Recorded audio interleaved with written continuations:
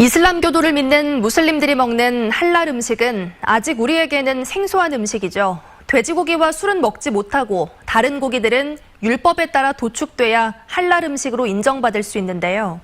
광주의 한 초등학교에 이 할랄 음식을 먹어야 하는 무슬림 아이들이 있는데 한국 식단에 맞춘 급식이 나오다 보니 아이들이 급식 시간마다 밥을 제대로 먹지 못하고 있습니다. 어떤 사연인지 남궁욱 기자가 취재했습니다. 광주의 한 초등학교 점심시간입니다. 아이들이 식판 가득 돼지갈비찜을 받아가지만 몇몇 아이들은 돼지갈비찜 대신 달걀 요리를 받고 있습니다. 이 아이들은 아프가니스탄과 시리아에서 온 무슬림으로 율법에 서용한 할랄 음식을 먹어야 하기 때문입니다. 율법에 따라 돼지고기는 먹을 수 없고 다른 음식들도 율법에 맞게 조리될 때 먹을 수 있습니다. 아이들은 급식이 입에 맞지 않는지 먹다 말기도 하고 반찬은 안 먹고 밥만 먹기도 합니다. 맛있어요? 먹을만해?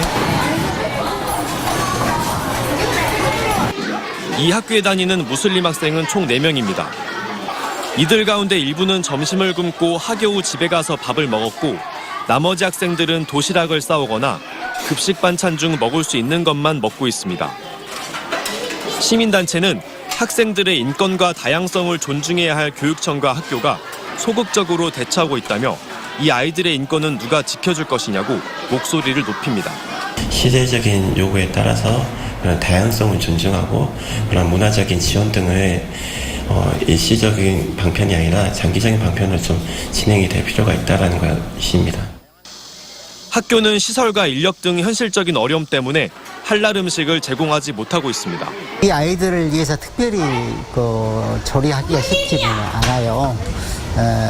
인력도 그렇고 예산도 그렇고 이 부분은 학교만의 노력으로는 쉽지 않고.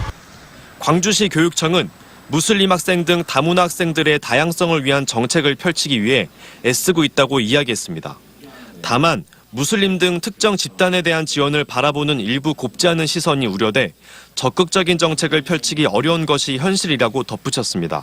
어떤 아이들은 채식만을 하는 학생들도 있고 아토피로 인해서 음식을 가려먹는 학생들도 있을 때 이런 학생들에게만 따로 무엇을 제공한다고 했을 때는 거기에 대한 역차별이다 아니면 왜 우리한테 제공하지 않냐라는 그런.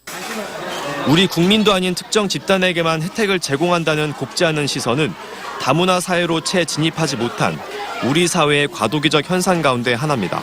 속도에 비해서 다문화 교육이나 함께 사는 공존 교육이나 인권 교육이 사회, 학교 혹은 적절하게 진행되고 있는지를 질문해야 할 때인 것 같습니다.